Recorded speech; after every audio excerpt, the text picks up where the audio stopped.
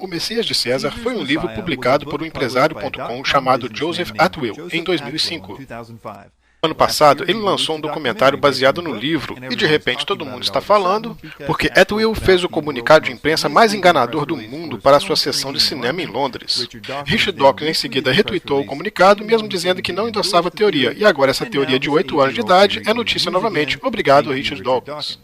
A premissa básica do Messias de César é que a família imperial romana, os Flavianos, inventaram Jesus usando o historiador judeu Flávio Joséfo e talvez outras pessoas para escrever os evangelhos depois que Roma derrotou os judeus em 70 d.C. A ideia era fazer que rebeldes militantes judeus aceitassem o Messias pacífico, sim, dar menos problemas a Roma.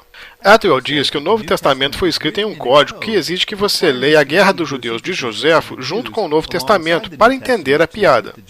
Claro que ele é a única pessoa que pode quebrar esse código, tornando-o super inteligente. A seguir, veremos apenas alguns dos grandes problemas com essa teoria.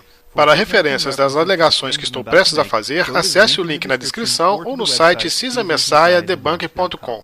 Um dos maiores problemas dessa teoria é a existência do cristianismo antes de 73 d.C., quando Atwill diz que a ideia foi inventada pelos romanos. Simplesmente, se for demonstrado que o cristianismo existiu antes dessa data, essa teoria é frita. O famoso historiador Tácito diz que Nero estava perseguindo os cristãos em Roma em 64 d.C. Ele também menciona que imensas multidões de cristãos estavam vivendo em Roma na época. Tente descobrir por que imensas multidões de cristãos estavam em Roma 10 anos antes que o cristianismo supostamente ter sido inventado. Suetônio também menciona Nero punindo cristãos, bem como muitos historiadores cristãos. Isto parece uma péssima ideia de relações públicas, escrever esse tipo de coisa. Ei pessoal, junte-se à nova religião para que possamos queimá-los vivos e julgá-los aos leões. A folha de inscrição está logo aqui. Paulo, que pela tradição foi morto por Nero em torno de 66 d.C., escreveu 13 das cartas do Novo Testamento, todas elas muito cristãs. Nem mesmo os estudiosos mais céticos datam estas cartas depois de 68 d.C., e a maioria deles muito mais cedo do que isso. Vamos ir além dos problemas históricos em dizer que o cristianismo não existiu antes de 73 d.C. e vamos ver alguns problemas de lógica ou bom senso da teoria. Por que os romanos iriam fazer isso?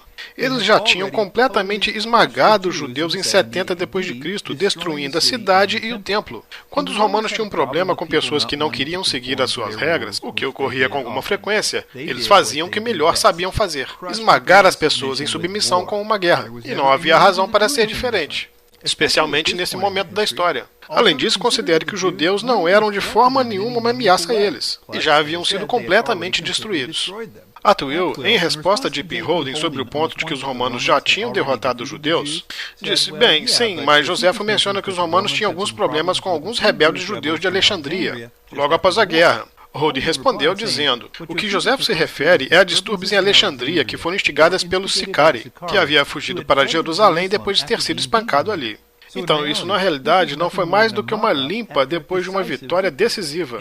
E devo acrescentar, não há razão para Tito inventar uma religião para eles, uma vez que os venceu tranquilamente lá também.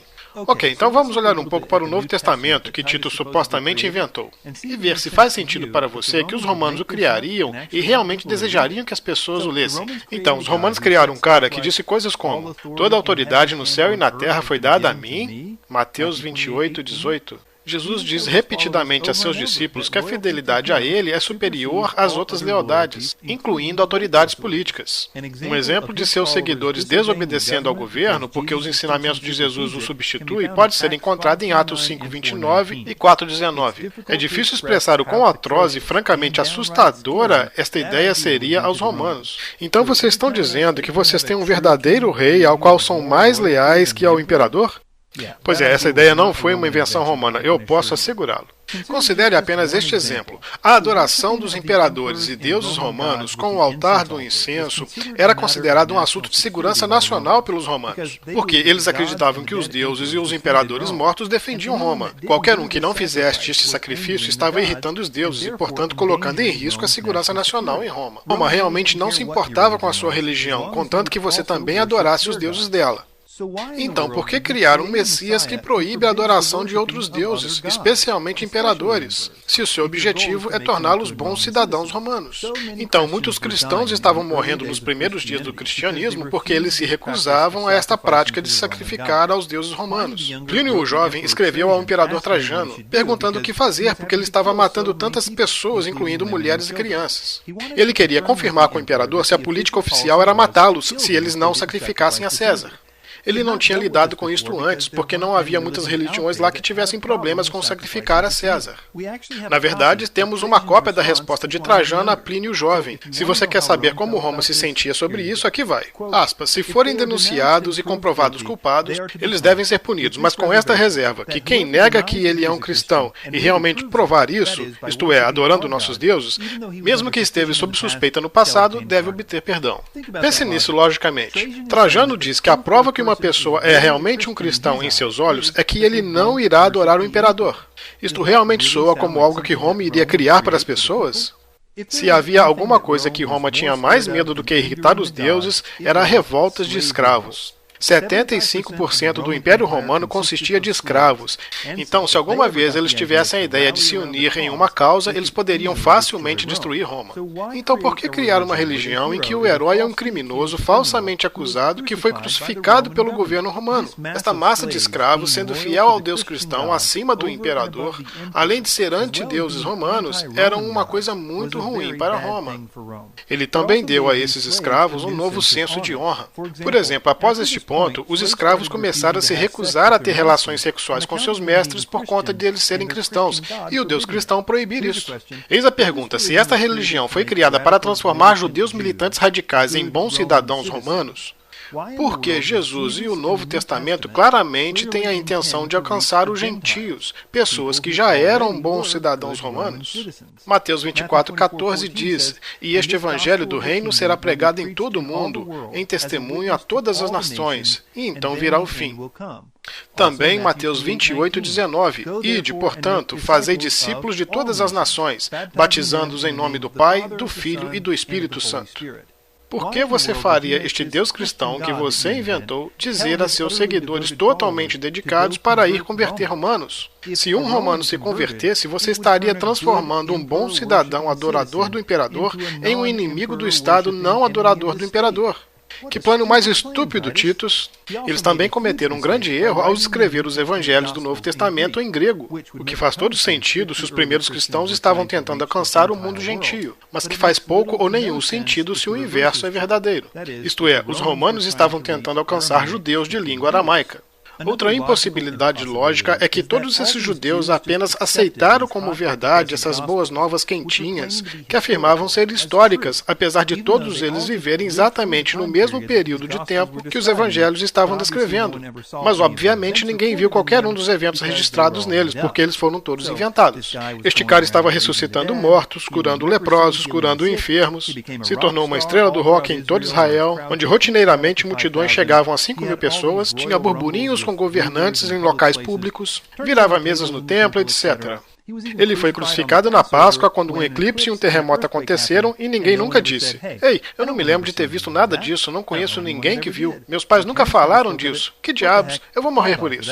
Existe uma tonelada de problemas com a ideia de que Joséfo escreveu todos os evangelhos. Mas a maioria delas são técnicas, então eu não vou me debruçar sobre elas aqui. Você pode acessar o meu site para mais informações do porquê críticos textuais pensarem que esta ideia é realmente boba. A ideia básica é que você pode distinguir facilmente entre diferentes autores e estilos, bem como diferentes fontes, que são as características de documentos que se desenvolveram naturalmente. Como Atwill não tem história ou ciência real alguma a seu lado, ele passa a maior parte do seu tempo no que ele chama de paralelismo, entre o livro de Joséfo, a Guerra dos Judeus, e o Novo Testamento. Atwill afirma que, comparando esses dois trabalhos, você pode quebrar o código que mostra que Jesus estava sendo comparado ao imperador Tito. Um revisor do livro de Atwill, que pensa claramente que Jesus é um mito, não tendo, portanto, nenhuma razão religiosa para discordar dele, disse o seguinte sobre os seus paralelos. A história de Jesus é um mito, mas a apresentação de Atwill de provas e descobertas são complicadas. As pistas que Atwill, aspas, descobriu são tão vagas que, como as profecias de Nostradamus, os fatos históricos têm que ser reinterpretados e seus significados alterados a fim de distorcer eventos para que eles pareçam seguir uma cronologia semelhante a uma campanha histórica de guerra contra os judeus encontrada na Guerra dos Judeus. Então, por exemplo, Atwill diz que quando em Mateus 4 é dito e Jesus disse, sigam-me e eu vos farei pescadores de homens, eles imediatamente deixaram as suas redes e o seguiram. O paralelo a isto é supostamente quando Joséfo registrou Tito, depois de uma derrota naval dos judeus, matou os que permaneciam na água com lanças e cortou suas mãos. Se você não vê o paralelo, provavelmente é porque você não é tão inteligente quanto Atwill. Afinal de contas, ele é o único que sabe o código secreto do Novo Testamento. Talvez ajude se eu explicar um outro alegado paralelo. Joséfo relata que uma mulher chamada Maria comeu seu filho durante o cerco de Jerusalém, quando não havia mais comida. Atwill diz que este ato horrível de morrer de fome era para representar Jesus dizendo que o pão na última ceia representava o seu corpo, que seria quebrado para eles. Estes tipos de afirmação, é claro, são infalciáveis. Sempre que você optar por mudar significados a seu gosto, você pode fazer qualquer coisa se encaixar. Assim, essa seção do livro dele é praticamente inútil. No entanto, eu vou fornecer links para refutações adicionais de seus paralelos, bem como o máximo de informações que eu possa encontrar na desmistificação da teoria de Atwill no meu site caesarmessiahdebunked.com. Obrigado pelo seu tempo.